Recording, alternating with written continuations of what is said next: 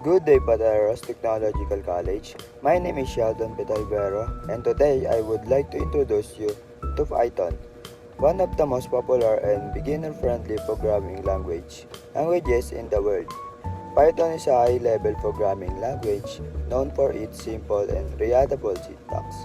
It is used by students, programmers, companies, and organizations to create different types of software and solve real-world problems.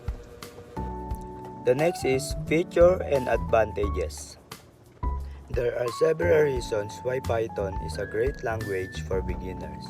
First, Python has simple and easy to understand syntax, which make it easier for new programmers to learn. Second, Python is a versatile. It can be used for web development, data analysis, artificial and intelligence automation, and many other areas. Third, Python has a large community and many learning resources. Beginners can find tutorials, examples, libraries, and support online when they encounter problems.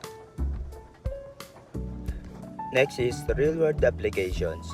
Python is also widely used in the real world.